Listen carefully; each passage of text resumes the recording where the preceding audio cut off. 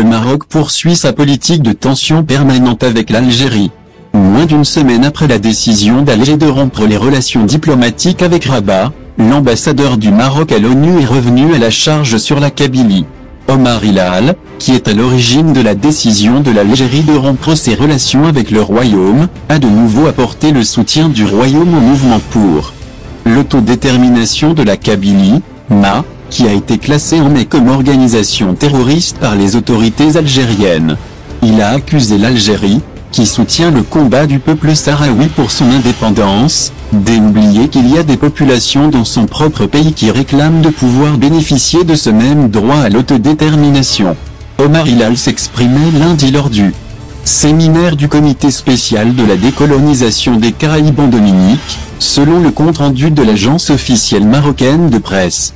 L'ambassadeur du Maroc à l'ONU répondait à son homologue algérien Smaïl Mimouni, qui lui a rappelé vendredi lors de la même réunion que la question de la décolonisation du Sahara occidental a été et demeure inscrite à l'ordre du jour de l'Assemblée générale de l'ONU, depuis 1963.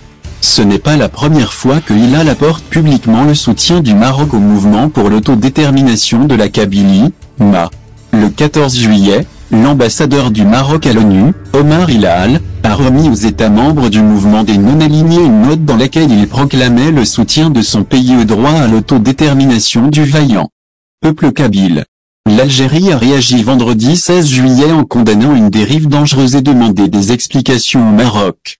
Un diplomate marocain a fait des déclarations graves, suite à quoi nous avons convoqué notre ambassadeur à Rabat pour consultation, et avons avisé d'aller plus loin, mais aucune réaction n'a émané du Maroc, a déploré le président Abdelmadjid Tebboune, dimanche 8 août, en réponse à la main tendue du roi du Maroc.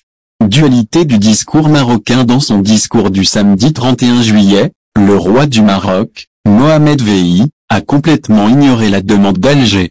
Au lieu de fournir des explications sur l'appel à la partition de l'Algérie, lancé par son ambassadeur à l'ONU, il a réitéré sa demande pour la réouverture des frontières entre les deux pays, et lancé un appel au président algérien pour l'établissement de relations sereines et fraternelles entre les deux pays. Son appel sera qualifié de prétendue main tendue par Alger. Il a fallu attendre jeudi 26 août, soit 2 jours après l'annonce de la rupture des relations entre les deux pays, pour que le chef du gouvernement marocain, Saad Eddine El Othmani, évoque la question. Sa réponse illustre la dualité du discours marocain à l'égard de l'Algérie. Dans un entretien à Express, El Othmani s'est désolidarisé de l'ambassadeur du Maroc à l'ONU, en affirmant que la note verbale présentée par ce dernier n'était pas une position politique, mais une réaction dialectique.